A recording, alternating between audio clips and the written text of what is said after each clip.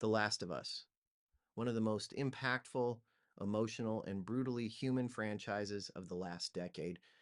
We're going to be talking about its origins, the games, and the hit HBO series, as well as where the franchise could end up in the future.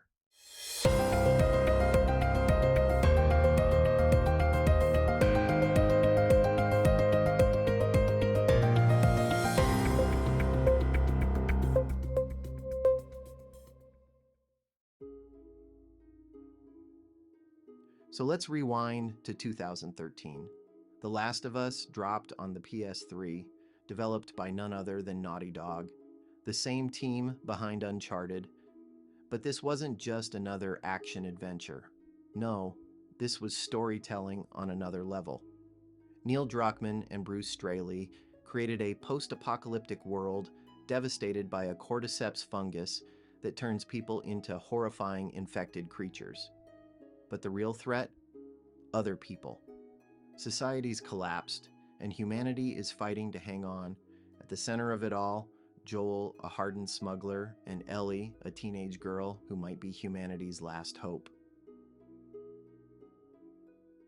All right, quick breakdown of the games. Part 1. Joel is tasked with escorting Ellie across the country. She's immune to the infection, and the Fireflies, a resistance group, believe she could be the key to a cure. Along the way, we get this beautifully complex bond between the two. Joel, who lost his daughter, starts seeing Ellie as a second chance. But, and spoilers if you haven't played it, Joel makes a massive decision at the end. He saves Ellie from being killed for a potential cure, dooming humanity to save her. It's controversial, it's emotional, and one of the most unforgettable moments of the whole game. Then we get part 2 in 2020. It picks up a few years later and flips the narrative. Ellie is now the playable lead, and we're on a revenge journey, brutal, raw, and emotionally draining.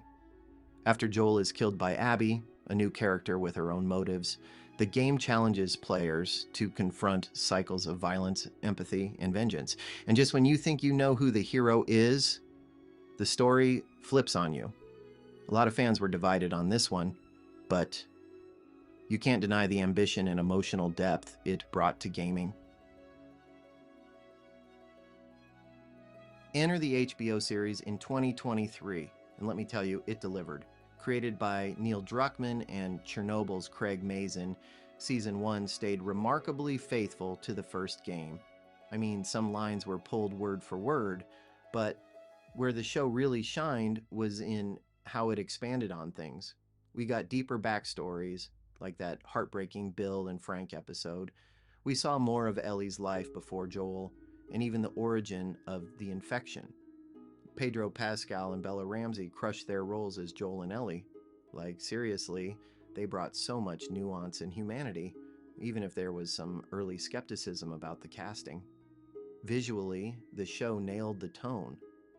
Gritty, grounded, but still had those moments of beauty and hope. And the emotional beats still hit like a truck. That finale, just as gut-wrenching as the game, maybe even more. So, what's next? Season 2 is confirmed and will adapt at least part of The Last of Us Part 2. We're getting new characters, Abby, Dinah, and more, and the showrunners have said it'll be split into multiple seasons. Makes sense, the second game is massive. The big question is how they'll handle the story's bold structure. Will they stick to the shocking events? Will they shift perspectives the same way? We'll have to wait and see, but if Season 1 is anything to go by, we're in good hands. As for the franchise beyond that, Druckmann has hinted that Part 3 isn't off the table, but only if they find the right story.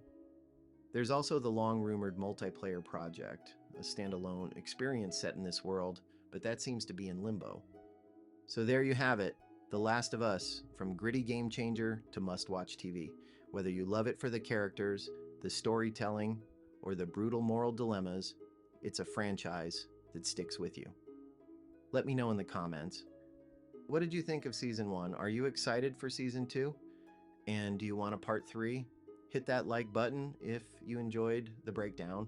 Subscribe if you haven't already, and I'll catch you in the next one.